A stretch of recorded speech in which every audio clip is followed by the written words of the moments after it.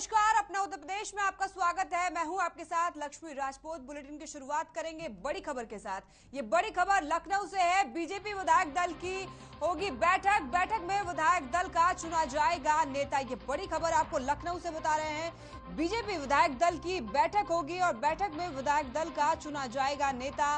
25 मार्च को होगा सीएम का शपथ ग्रहण समारोह। विपक्षी नेताओं को भी दिया गया है न्योता। ये बड़ी खबर आपको लखनऊ से बता रहे हैं। बड़ी और अहम जानकारी टीवी स्क्रीन पे आपके सामने। लखनऊ से बीजेपी विधायक दल की बैठक होगी। बैठक में विधायक दल का चुना जाएगा नेता। 25 मार्च यानी कल सीएम का शपथ ग्रहण समारोह है। विपक्षी नेताओं को भी न्योता दिया गया है। ये बड़ी और अहम जानकारी लखनऊ से। बीजेपी विधायक दल की होगी बैठक में विधायक दल का चुना जाएगा नेता। 25 मार्च को सीएम का शपथ ग्रहण समारोह होना है। विपक्षी नेताओं को भी दिया गया है न्योता। ये बड़ी और अहम जानकारी लखनऊ से आपको बता रहे हैं। उत्तर प्रदेश में चुनाव के बाद अब सरकार की गठन की बारी है। आपको बता दें, कल योगी आदित्यनाथ बतौर मुख्यमंत्री शपथ लेने वाले हैं और वहीं आज शाम होने वाली बीजेपी की बैठक में विधायक दल का नेता चुना जाएगा। ये बड़ी और अहम जानकारी टीवी स्क्रीन पे आपके सामने। लखनऊ से बीजेपी विधायक दल की बैठक होगी। बैठक में विधायक दल का चुना जाएगा नेता। कल यानी 25 मार्च को होगा सीएम का शपथ ग्रहण समारोह। विपक्षी नेताओं को भी इसके लिए दिया गया है न्योता। ये बड़ी और अहम जानकारी लखनऊ से आपको बता रहे हैं। बीजेपी विधायक दल की बैठक होगी। टीवी स्क्रीन पे भी आपको ये तस्वीरें दिखा रहे हैं कि तैयारियों को लेकर यहाँ पे क्या कुछ पुख्ता इंतजाम किए गए हैं। ये तैयारियों की आपको तस्वीरें दिखा रहे हैं। टीवी स्क्रीन पे भी आप देख सकते हैं। तो यहाँ पे तैयारियां की जा रही है। बीजेपी विधायक दल की बैठक होगी और बैठक में विधायक दल का चुना जाएगा नेता। योगी आदित्यनाथ एक बार फिर प्रदेश की कमान संभालने के लिए तैयार आए गए हैं। वही स्टेडियम के सीएम शामिल होंगे। योगी आदित्यनाथ एक बार फिर से प्रदेश की कमान संभालने के लिए तैयार हैं। लखनऊ में इकाना स्टेडियम में योगी अपनी नई कैबिनेट के साथ एक बार फिर से सीएम पद की शपथ लेंगे। 25 तारीख यानी कि कल होने वाले शपथ ग्रहण समारोह के लिए लखनऊ पूरे तरीके से तैयार है। योगी आदित्यनाथ दोबारा लेंगे सीएम पद की शपथ। शपथ ग्रहण समारोह की तैयारियां पूरी कर ली गई है। समारोह में 12 राज्यों के सीएम शामिल होंगे। आपको बताते चलें कि इकाना स्टेडियम में शपथ ग्रहण समारोह होना है और कार्यक्रम को लेकर ट्रैफिक डाइवर्टेड रहेगा। लखनऊ के इकाना स्टेडियम में योगी अपनी नई कैबिनेट के साथ एक बार फिर से सीएम पद की शपथ लेंगे।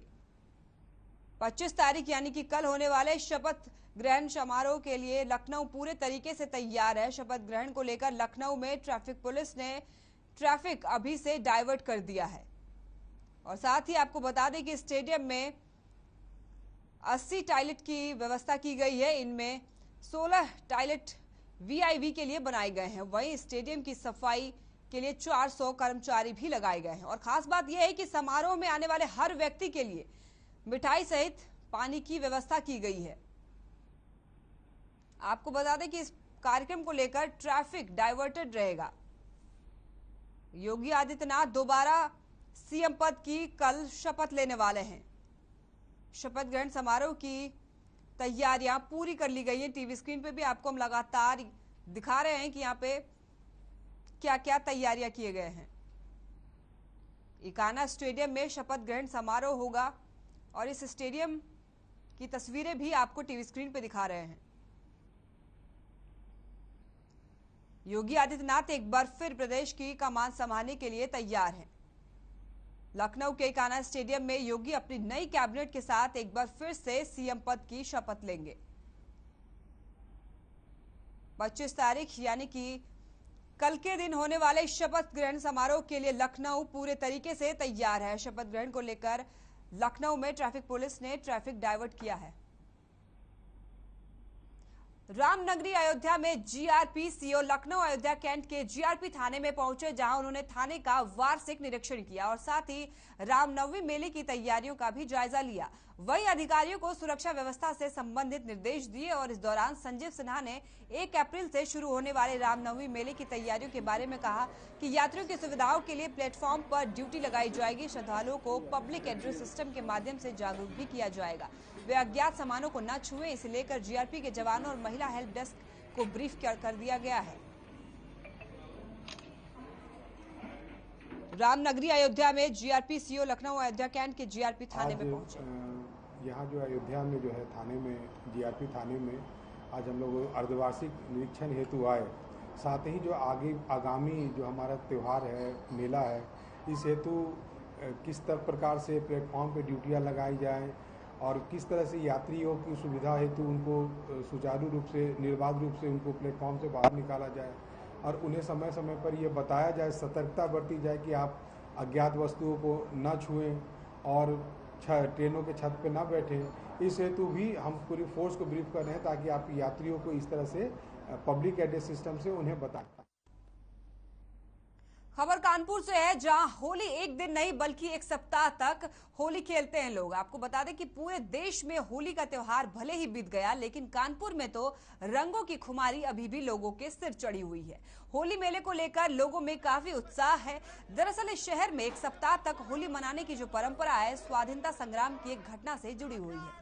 कानपुर में होली मेला अंग्रेजी हुकूमत की हार का प्रतीक है और साथ ही इस बार के होली मेले में बाबा का बुलडोजर शामिल हो गया है, जो कि चर्चा का विषय बना हुआ है। साथ ही आपको बताते चले कि शहर में रंगों की टोली निकालने से पहले रजन बाबू हटिया पार्क में कानपुर जिलाधिकारी नेहा शर्मा ने शहीदों के चित्र पर पुष्प अर्पित किए, जिसके बाद झंडारोहण करके गंगा मेले का शुभारंभ किया और साथ ही जिलाधिकारी ने आपसी सौहार्द और शांतिपूर्वक गंगा मेला मनाने की आम जनता से अपील की।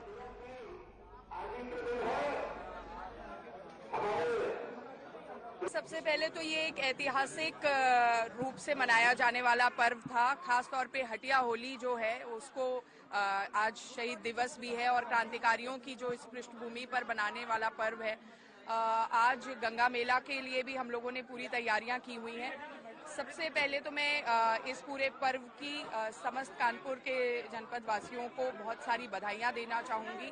बड़े ही सौहार्द के साथ में मनाए जाने वाला पर्व है और इसकी जो मूल एसेंस है वो इसी में लाई करती है कि सभी लोग मिलजुल कर इस पर्व को मनाते हैं। देखिए, आज बड़ा महत्वपूर्ण दिन है, बलिदान दिवस भी है और कानपुर का हटिया होली गंगा मेला भी है।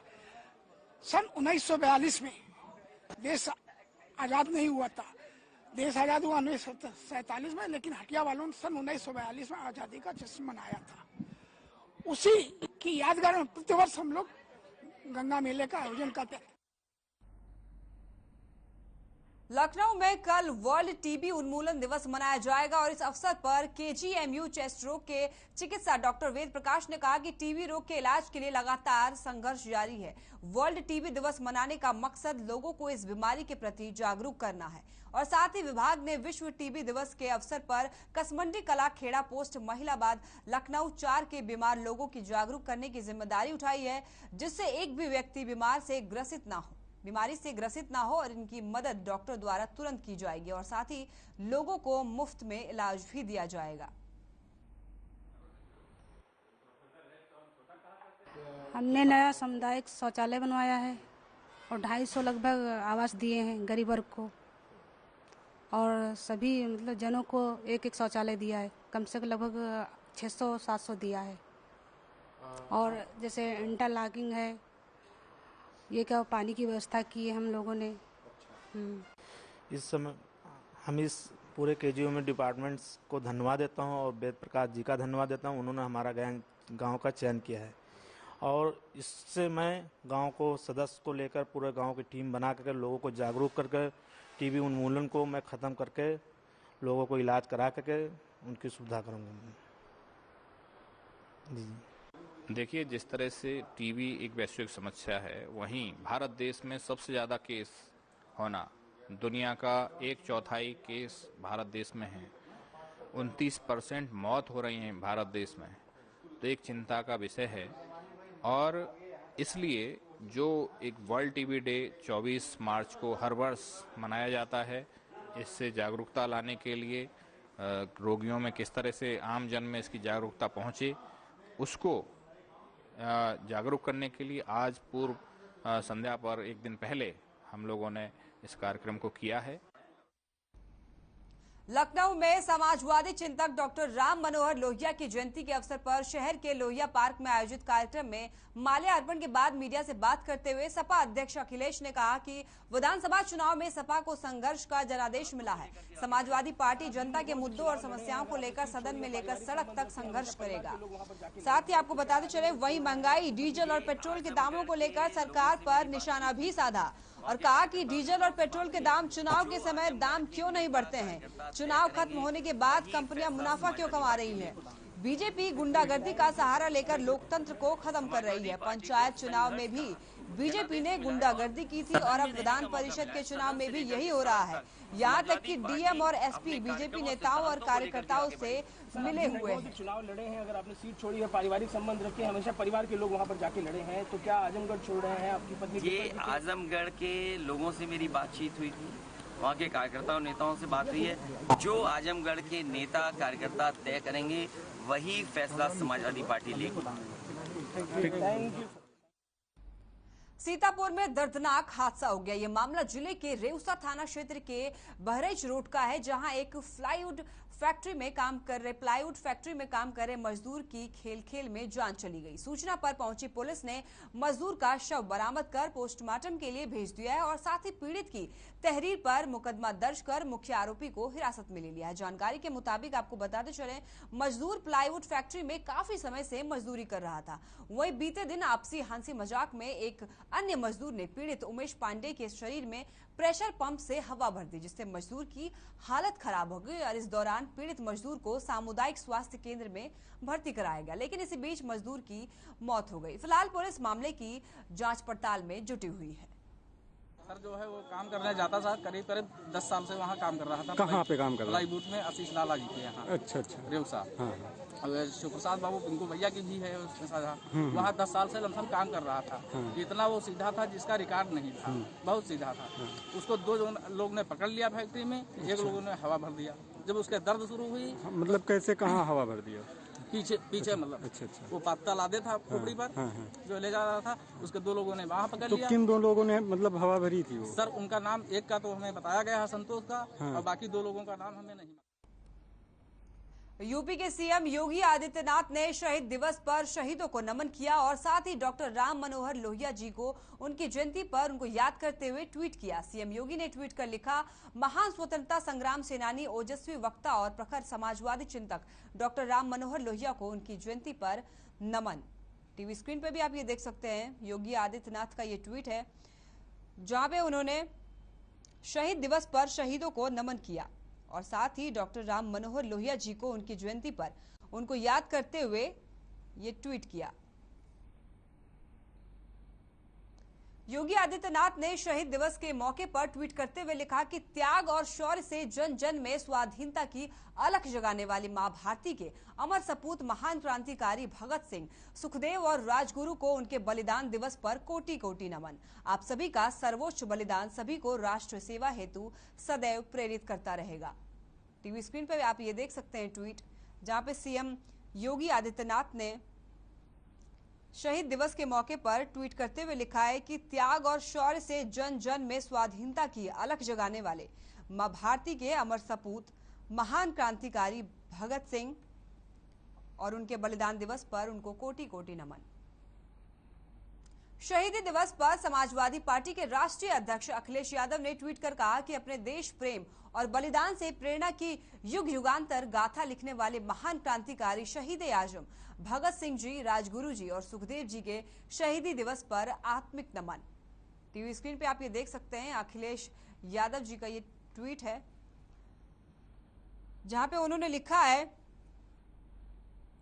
कि अपने देश प्रेम और बलिदान से प्रेरणा की युग युगांतर गाथा लिखने वाले महान क्रांतिकारी शहीद आजम भगत सिंह, राजगुरु और सुखदेव जी के शहीदी दिवस पर आत्मिक नमन।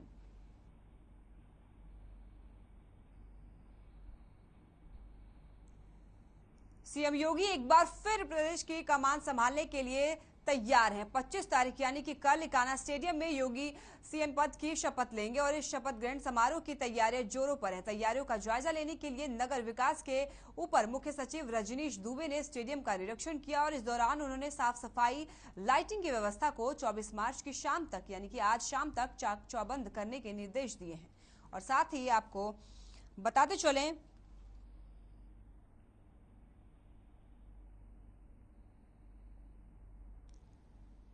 सीएम योगी लेंगे दूसरी बार सीएम पद की शपथ। सीएम योगी एक बार फिर प्रदेश की कमान संभालने के लिए तैयार हैं। आपको बताते चलें कि 25 तारीख यानी कि कल के दिन शाम 4 बजे लेंगे सीएम पद की शपथ। लखनऊ में आदर्श व्यापार मंडल की ओर से पुलिस सम्मान समारोह कार्यक्रम का आयोजन किया गया और इस सम्मान समारोह कार्यक्रम में आपको बताते चलें कि पुलिस अधिकारियों को व्यापारियों की ओर से प्रशस्ति पत्र प्रदान कर अंग वस्त्र एवं माला पहनाकर अभिनंदन किया गया। टीवी स्क्रीन पे भी आप ये तस्वीरें देख सकते हैं जहां पे आदर्श व्यापार मंडल की ओर से पुलिस सम्मान समारोह कार्यक्रम का आयोजन किया गया और इस सम्मान समारोह कार्यक्रम में पुलिस अधिकारियों को व्यापारियों की ओर से प्रशस्ति पत्र प्रदान कर अंग वस्त्र एवं माला पहनाकर अभिनंदन किया गया। राजधानी लखनऊ में गुरुद्वारा नाका हिंडोला में 12 साल के ऊपर के बच्चों को वैक्सीन की पहली डोज दी गई। गुरुद्वारा प्रबंधक कमेटी के अध्यक्ष राजेंद्र सिंह बग्गा ने बताया कि गुरुद्वारा साहिब में कोविशील्ड और कोवैक्सीन दोनों की पहली और दूसरी डोज के साथ ही बूस्टर डोज भी लगाई जा रही है। कमेटी के प्रवक्ता सतपाल सिंह मीत ने बताया कि हमारे लिए गर्व की बात है। गुरुद्वारा साहिब के वैक्सीनेशन सेंटर में 14 जून से वैक्सीनेशन शुरू हुआ था।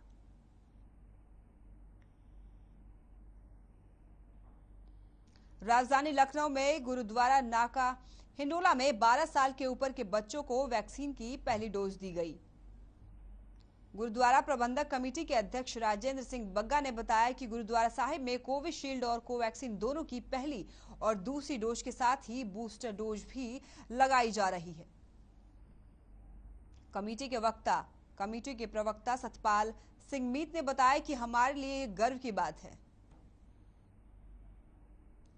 यूपी बोर्ड हाई स्कूल और इंटर की परीक्षा गुरुवार को एक साथ शुरू होने जा रही है। इन परीक्षाओं में तकरीबन आपको बताते चले 51,92,689 परीक्षार्थी शामिल होंगे। ये परीक्षाएं 12 अप्रैल तक चलेंगी। वहीं परीक्षा की व्यवस्थाओं पर नजर रखने के लिए एक नियंत्रण कक्ष बनाया गया है, जिसका उद्घाटन प्रदेश के मुख्य सचिव दुर्गा शंकर मिश्र ने किया था। और आपको बता दें कि संख्या के लिहाज से उत्तर प्रदेश बोर्ड परीक्षाओं को दुनिया की सबसे बड़ी पैमाने पर आयोजित की जाने वाली परीक्षा माना जाता है।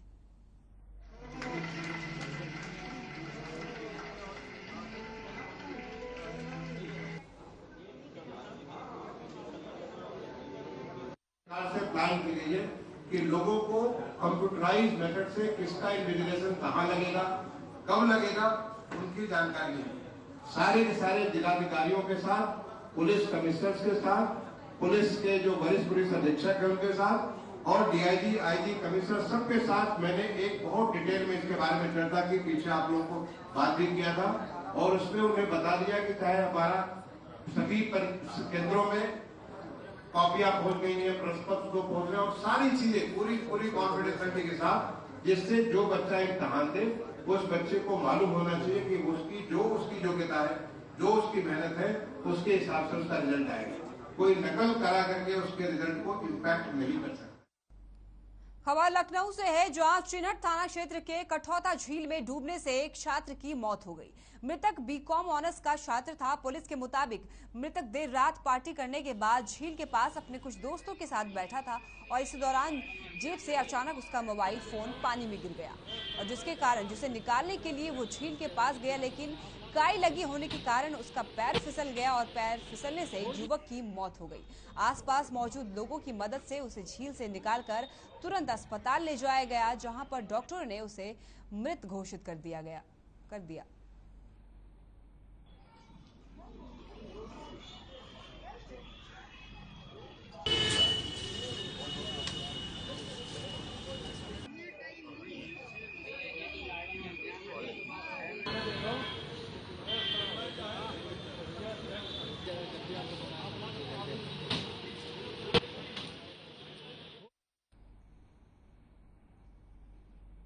राजधानी लखनऊ में आजादी के 75वें अमृत महोत्सव के आखिरी दिन में बड़ी संख्या में प्रतिभागियों ने हिस्सा लिया। चाहे पतंगबाजी हो या चित्रकला, सब में लोगों ने बढ़ चढ़कर हिस्सा लिया। वहीं घंटाघर पर ब्लाइंड स्टार म्यूजिक एकेडमी ने ऑर्केस्ट्रा का प्रोग्राम आयोजन किया, जिसकी खास बात ये रही कि इस प्रोग्राम में जितने भी कलाकार थे वो सब ब्लाइंड थे। इसके बाद भी इनमें से किसी एक का भी मनोबल कमजोर नहीं आया। लखनऊ उत्तर प्रदेश रखा गया। ये 3 महत्वपूर्ण दिन है जिसको राज्य सरकार इसको आजादी के अमृत महोत्सव के दौरान इसको बड़े स्तर पे पूरे प्रदेश भर में इसको मनाएगी। आपको ये भी मालूम है कि कल का जो 23 मार्च का दिन है, जो बहुत बड़ा इम्पोर्टेंट दिन है, जो हमारे जो हमारे शहीद आजम जिसको कहते हैं भगत सिंह, राजगुरु, और उस दिन और भी बड़े बड़े कार्यक्रम यहाँ पे होंगे ताकि हम लोग उन बलिदानों को समझें, अपनी आज़ादी के महत्व को समझें और हम लोग अपने देश को एक स्वतंत्र देश के रूप में एक पूरे दुनिया में सबसे आगे बढ़ सके। इसके लिए जो काम हो सकता है हम सब लोग उसमें। इस समय आज़ादी का अमृत महोत्सव चल रहा है। आज़ादी के 75वें वर्ष में हमने प्रवेश किया हुआ है 15 अगस्त के बाद में, और ये कार्यक्रम लगातार जो हो रहे हैं उसमें समय समय पर ऐसे महत्वपूर्ण घटनाओं और तिथियों को हम लोग मिलाकर कार्यक्रम आयोजित करते हैं, जिसमें किसी न किसी तरीके से एक राष्ट्रभक्ति का, देश प्रेम का हम जज्बा सभी के बीच में, पूरे समाज के बीच में संदेश देते हुए। चलिए, फिलहाल के लिए बुलेटिन में बस इतना ही। देखते रहिए हर खबर। नमस्कार।